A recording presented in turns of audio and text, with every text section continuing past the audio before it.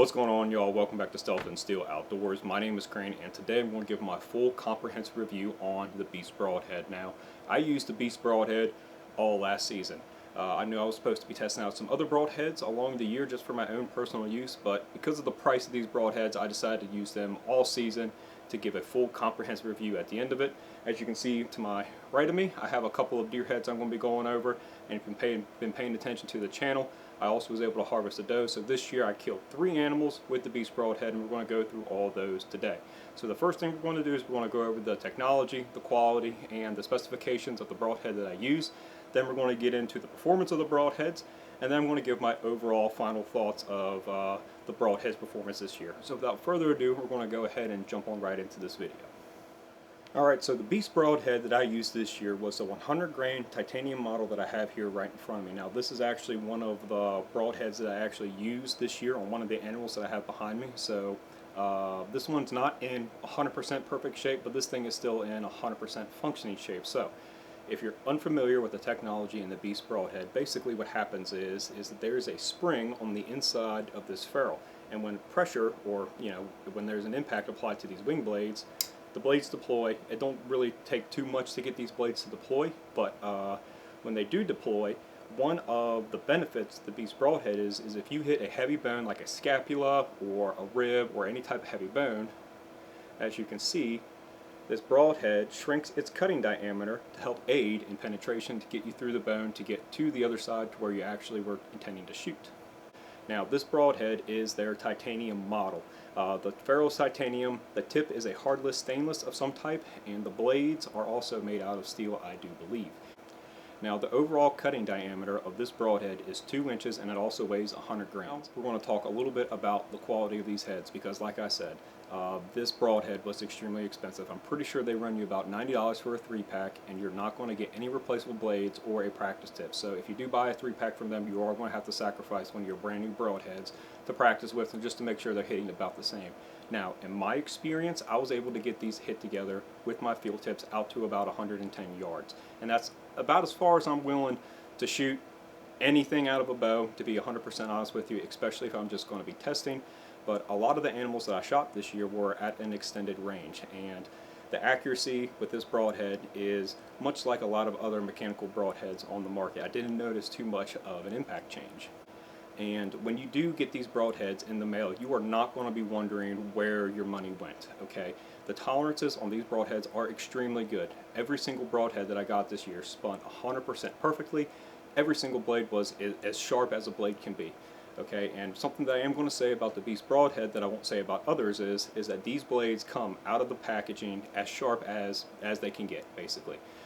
Beast Broadheads, they pride themselves in having very, very sharp blades, and they have their own process through LUTs that they use, cryogenically freezing and all that other jazz. So whatever they're doing, they do it right because they ship with the sharpest blades out of any mechanical broadhead that I've used. And at this point in time in my career, I've been doing this for about 10 years now. This is the sharpest broadhead that I've ever used. Alright, so now we're going to talk about some of the animals that I was able to actually harvest this year with this broadhead, and I have them all behind me. So I killed 3 animals this year. I used 3 different broadheads for them all, and this one was the first one. So before we get into the shape this broadhead is in, I want to talk a little bit about the shot, and I'll even put the clip into this video right now.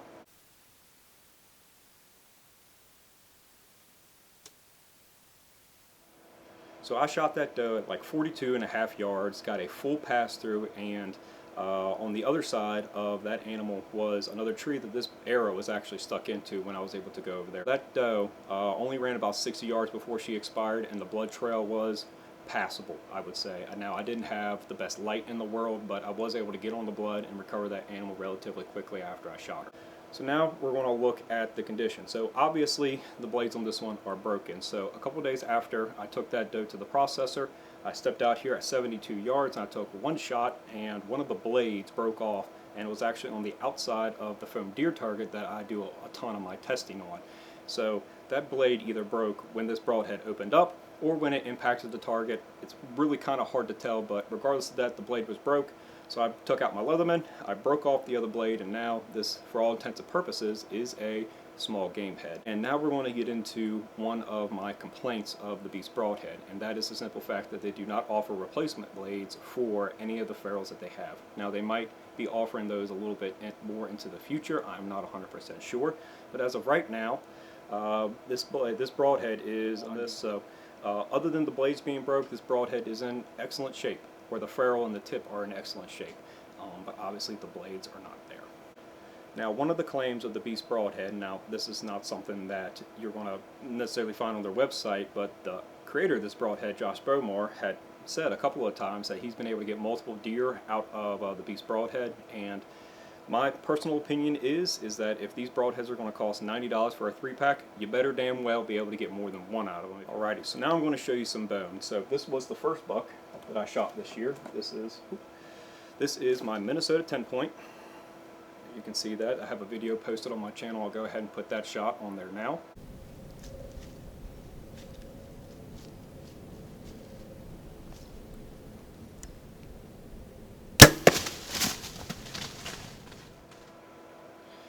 So as you can see, I shot this buck at probably close to 12 to 14 yards, quartering to pretty good, and in the spirit of full candorness, I did not put the most optimal shot on that animal that I probably should have. Personally speaking, I probably should have shot him into the chest, or if we're just going to go off of where I did shoot him, I would like that arrow to be about 4 inches higher than it needed to be. And earlier, like I said, this is the Broadhead that done it. Now this Broadhead is in perfect shape, or damn near perfect shape. It still opens, the blades are still relatively sharp, but if I look a little bit closer to it, I do have some edge chattering going along the blades right now. In my experience, that does not mean that this Broadhead is any less usable or any duller that I would be considered to use on a doe or a turkey or something that I don't value as much as just talking a little bit more about the blood trail. About 60 to 70 yards inside of the blood trail, we found a first bed. Obviously he wasn't there, but there was blood in the bed, and we were able to follow that blood trail, basically standing up with a couple of flashlights to his second bed. Now, in the second bed, there was a lot more blood, and it was really hard to kind of get back onto the trail after that. But whenever we were able to finally get back onto the blood trail, it was relatively easily following him until the property line. And at the property line, we weren't able to get access from the neighbor, so we had to stop right there, and we called in the drone. We were able to recover that buck on our property, or the property that I was hunting at, later that day, or later that morning. Now, one thing that I want to say about the Beast Broadhead is that I have never not gotten 2 holes on any animal that I've ever shot. And one thing that I actually can credit this thing to is the overall penetration of this head. And that has a lot to do with the technology that I explained earlier that is built into the head that you are paying this premium price for. And now we are going to talk about the last animal I was able to harvest this year, and potentially one of the biggest deer I've ever shot with my bow.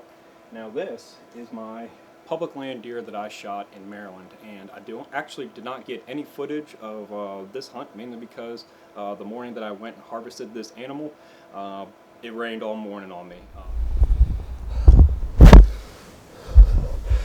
Alright, I just shot a giant. I just shot a giant out here on Maryland, on public land in Maryland. Praise you, Lord. Praise the Lord. I don't know how big he is, but he is a buck. And I saw him about 70 yards away. I pull out this fucking thing. I hit it 4 times, and he comes running down. He runs out to there about 45.5 yards away, and I plug him. And I didn't get a full pass through on him, but it was tight to his shoulder. And as he was running out there away on his offside, I could see that he was just pouring blood. Shot onto him. I did hit him a little bit higher than I wanted to, but I got full penetration and a pass through onto the other side, and he ran down the hill about 60 yards and expired, and he laid in the creek, and that's where I found my biggest buck that I've ever shot with a bow, and also my first public land deer. Alright, so like I said, I hit this buck a little bit higher than I wanted to, but I was still able to get 2 holes on him, and he was able to expire relatively quickly when I started to let the air out of him. But if you look at the Broadhead, I would consider this one to be unusable. mainly because the blades on this one hit something extremely hard on the other side of him when he went around and turned. And as you can see, the arrow is broken. I actually have the other part of the arrow right here. And looking at the blades, this blade right here is bent back at about a 45-degree angle, and the other blade is completely flat. Okay, there is not a very sharp edge on the other blade at all, and if I remember, I'll put a couple of close-ups into this video, but I would consider this one to be unusable at the end of the day. Now, outside of the blades not being in 100% great shape, the ferrule still spins like a top, and the point is still very, very pointy. So if I was able to replace the blades on this, I would consider having a 100% usable Broadhead for next year. Alright, so what do I think about the Beast Broadhead? And when you look at everything, how much they cost and the product that you're getting, I really have to think that this is probably one of the highest quality and probably one of the best performing heads that are out there onto the market. And the reason why I say that is because I have used damn near every other mechanical on the market from every other manufacturer, and I'm talking Swacker, Thorn, Rage, G5, Jekyll and Hyde, or Evolution Outdoors. I've used them all, I've killed deer with them all, and what I have to say is that I have never used a Broadhead that goes through animals as fast as the Beast Broadhead. And the main reason for that is the technology that is built into it. And unfortunately, you're going to be paying for that technology when you buy a premium product. And like I said earlier, if you are spending, and especially from the side of consumer, because I paid full price for all this stuff and nobody's paying me to make this video, if I spend $90 on a Broadhead, you better well damn work, okay? You better work every single time. And I have a couple of gripes I'm going to be getting into here in a minute about the Broadhead, but just because I think it's probably one of the best performing Broadheads on the market, it is by no means a perfect product, and we're going to get into that portion of the video right now. So I ran into a couple of issues when I was hunting with these this year, and I ran into a lot of them before I even got to the tree. And what I mean by that is when all those arrows were in my quiver, when I was either setting my bow down, carrying it through the woods, or when I was dropping out of the tree stand when I was done, on multiple occasions I had those Broadheads open up while they were in the quiver. And I even had another instance to where I was transitioning over my bridge. I guess the blade got caught on something and it deployed on the end of my arrow before I was able to take a shot on another buck on public land, and that opportunity obviously passed me by. Also, I had broken a couple of Broadheads, I guess I only really broke one when that actually deployed inside of my quiver and I was trying to pull it out and trying to get it out of my quiver. I broke off one of the blades, and that one ended up being obviously unusable because you can't replace them. At least now you cannot replace them. So even though I had great experiences with this Broadhead, I can come out here and say that it is not a perfect product by any means of the imagination. All that set aside, I do believe that this is probably one of the best Broadheads for a bow hunter to use at any poundage, at any age, at any gender, with any draw length, and at any draw weight. As a matter of fact, I actually gave one of these Beast Broadheads to my girlfriend when I was taking her hunting because I had a ton of confidence that she would be able to be accurate and that the Broadhead would be able to perform even though that she is not pulling back as much poundage as I am and not shooting a heavier arrow that I am. And that is another huge plus to the Beast Broadhead that I think a lot of people are going to pass by, because there is this misconception out there that if you're a woman or if you're shooting light poundage, you cannot shoot mechanical Broadheads. And I believe that's not a really fair assumption to say, especially since the Beast Broadhead has been on the market for more than a year. Damn camera battery died.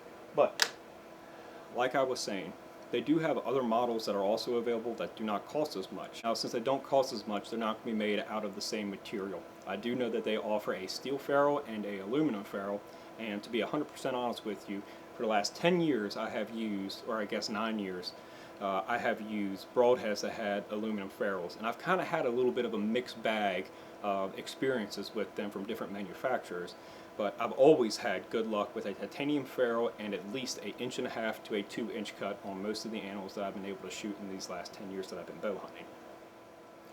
Now, I am in a little bit different of a situation than a lot of other bow hunters out there, because I was able to hunt close to almost 400 and some hours this year in this bow hunting season, and that is like not the reality for a lot of other bow hunters out there. So if you are a guy who's going to be hunting a lot, or if you're going to be paying a lot of money to be going on expensive hunts, this is probably a Broadhead that is worth taking a look at. Now, If you're somebody who is going to be hunting 30 yards over a bait pile all year long, then you probably don't need to have a top of the line broadhead. You could definitely get away with every other broadhead manufacturer out there on the market within, you know, certain tolerances and at least certain expectations of how your equipment is going to be performing. Alrighty, y'all. So I appreciate y'all hanging all the way around to the end of the video, and I know this video took a little bit longer than a lot of my other videos, mainly because I wanted to get it right and I wanted to make sure everything was in place before I go ahead and publish this video. So waiting on a lot of other things to come together has been the reason why this video has been delayed for so long.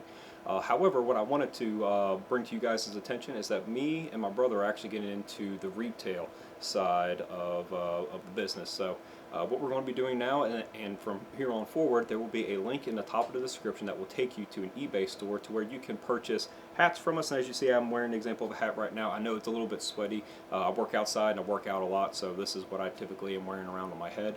But as you can see, it's a green Richardson 112 Pro hat. The hats are very, very high quality, and the patches is our logo. These are 100% genuine leather patches that I hand sew a quarter of an or 3/4 of an inch up from the brim on every single hat. And this is just a way to kind of help support your channel, support me and my brother while we do this, because like I said, these broadheads were very, very expensive, and a lot of the other stuff that we are testing and some of the hunts that we're going on are very expensive as well. And selling the hats and kind of some other stuff on the side will kind of help us offset the cost. That way we can bring you guys the best quality content and videos that we can possibly make. So I do appreciate you guys sticking all the way around to the end of the video. Go to our eBay store and check out a hat. And until next time, guys, I hope you all have a good one. This is what done it right there. Spooky. And the boys!